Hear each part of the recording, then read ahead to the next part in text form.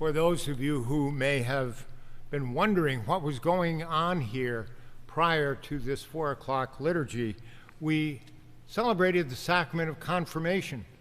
So there were students from St. Clair's, from Christ Our Light, and a few from All Saints on the Hudson in Mechanicville.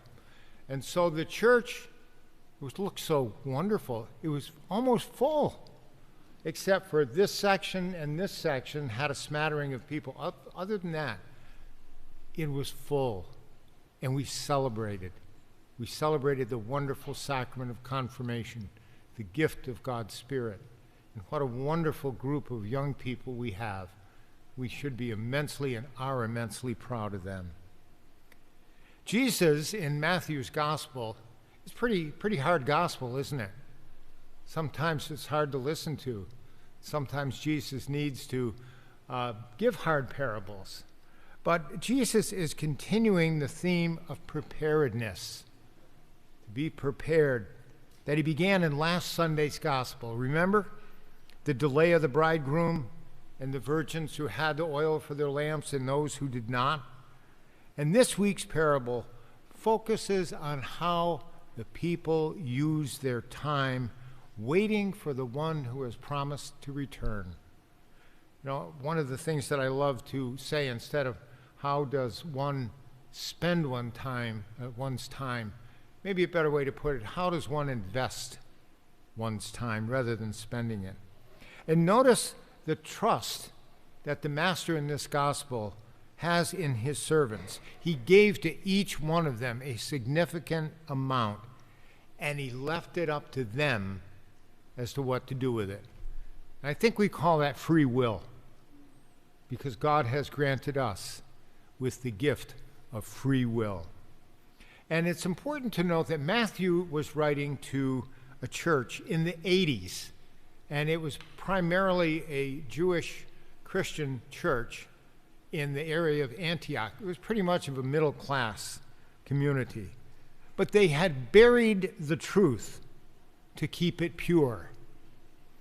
They didn't want to step out into the new possibilities and the new ideas and the new ways of being disciples that Jesus was teaching. They wanted to hold on to the old, and they didn't want to listen to what Jesus had to say.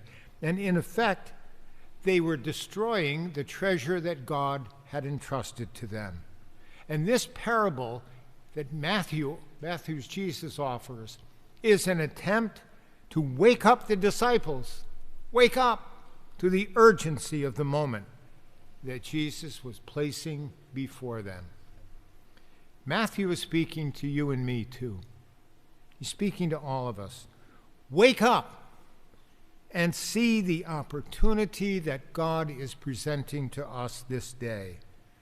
And responding to what Jesus is asking of each of us and of all of us as church requires us to take a risk. Sometimes we don't like to be risk takers. It's like speaking up when a person or a people are abused, about resisting the allure of money and the allure of all those ideologies that are out there with all of their false promises. It's about staying the course, even when we're tempted to give up on the church that seems to be in such a state of disarray. Not giving in to that which would compromise the lessons of the gospel. Jesus says, stay awake. I'm with you always. And this parable isn't just about specific talents or natural gifts that we might have been given. Yes, it is about that and how we use them. But it's about all that we have. Jesus is teaching us to put all of our lives. Sometimes we compartmentalize our lives, don't we?